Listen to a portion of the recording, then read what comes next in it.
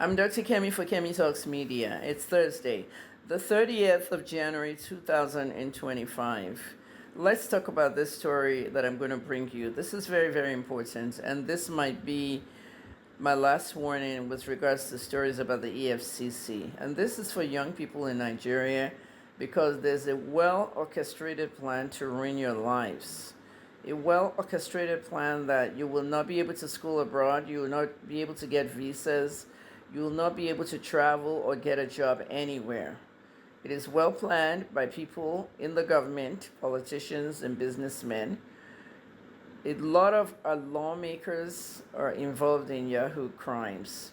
And if you know what I'm talking about very well, Bidemi Rufai will tell you, Dr. Abiodun's special assistant, that the FBI arrested and took to America for stealing $360,000 plus from COVID funds and identity theft.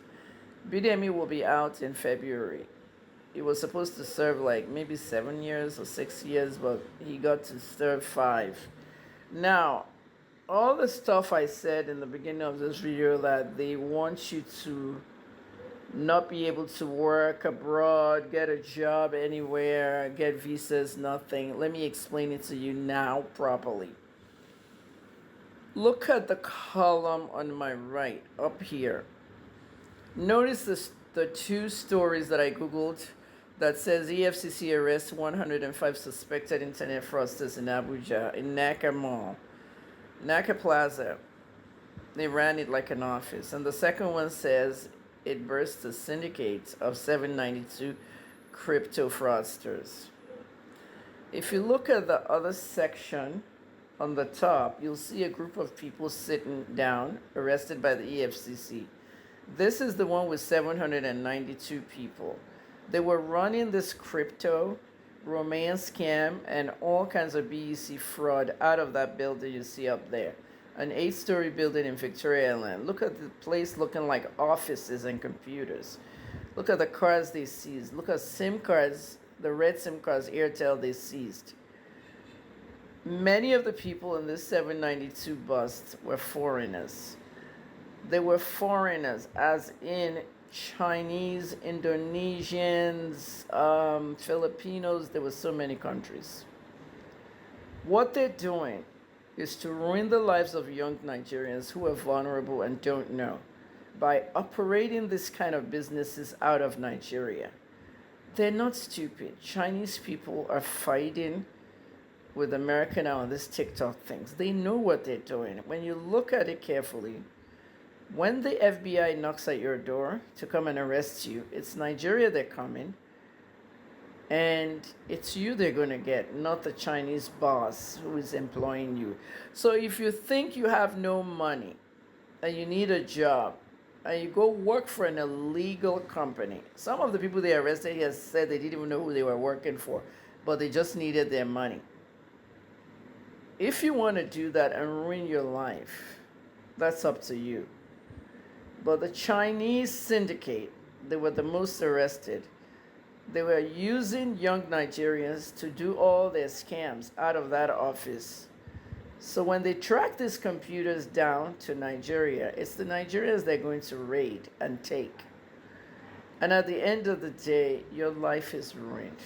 Once you're inside the FBI internet fraud net, you can't get your life back. No job, no visa, no nothing. Because once you're in the US database, that's the global database. You can't have anything to do with UAE, Australia, New Zealand, UK, Canada. Same database they're sharing. Be very careful who you're trying to work for. Because you don't have a job does not mean you should do an illegal job. Know who you're working for. Which brings me to the bottom column on this side. Everybody heard about the story about Brad Pitt scam, a French woman. She was sending money to some quote-unquote Nigerians, and she lost 800,000 euros. In fact, it's 830,000 euros, according to Paris police that I spoke to. French police told me 830,000 euros. I took the screenshot from a blog. Bloggers have different amounts. It comes to $1.2 million approximately these Nigerians took from this woman. A woman was conned into believe she was dating Brad Pitt. Imagine. Some people have this whole famzin thing that they actually think they know a star, they're dating that star. Some of you do this stuff. Even me, ordinary journalist, when I reply your comments, you're screaming, "Oh my God, she replied!" And you say, "Oh, I'm going to frame my comment." Frame what? Everyone is a star, okay? Nobody is a star above the other. So stop that bullshit. This is why people are brainwashed. This woman kept sending money because they coerced her into sending more money for this and that and this and that until she lost her money and they blocked her. This story went around the world and it said nothing but the scammers were in Nigeria and they never contacted her again.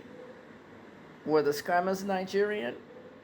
You have two big busts with tons of foreigners working out of Nigeria. And the Nigerians are the ones that they're teaching crypto and also BEC and also romance scams. And they are cashing in the money and giving the Nigerians little amounts. And when the FBI comes or the French police, they're coming for the Nigerians. That's why the EFCC raided the location. I'm tired of hearing Nigerian scammers. This Brad Pitt stuff was orchestrated by some of the foreigners in Nigeria. Do you understand where I'm coming from, young people? Don't fall into this and be working for people that will ruin your lives.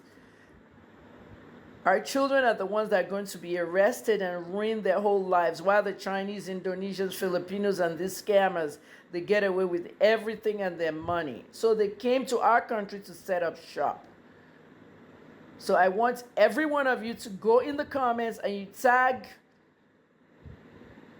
immigration, Ribadu, and Kemi Nandap must resign. You go in my comments, wherever you're reading it from. I don't use X, so you won't see any of my posts on X. I left X months ago. If you're looking at my comments in YouTube, TikTok, Facebook, Instagram, any of my platforms and you see this post, you tag Nigerian Immigration Service and you write Kemi Nandap, the head of immigration, and Ribadu must resign. You know the reason why? Ribadu is the national security advisor to President Tinubu. You know, he once said he will sue me for 10 billion if I don't retract the story, which I didn't. Okay? They are completely useless people. During Ribadu's tenure in these 2 years with Tinubu, the Nigerian Air Force and the Nigerian Army have bombed 3 to 5 villages by accident, killing Nigerians. We have had ISWAP, Boko Haram, and terrorist attack. Mr. Ribadu, you cannot do anything about national security. They put you at the EFCC. You did well over there until Obasanjo tried to kill you and you fled to London for your life. We know the history. The Gen Z don't know, and we'll tell them. And you were at the EFCC when Falana was trying to buy everything that you seized. At the end of the day, nothing changes in Nigeria, and you people are the same people that are ruining Nigeria.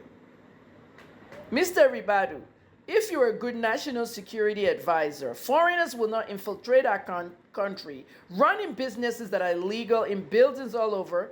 We've caught 2 batches, in fact 3 batches, and there are more out there that we have not caught. National security includes tightening our borders and getting visas to enter Nigeria and work permits. Do they have visas? Do they have work permits? Mrs. Kemi Nandap,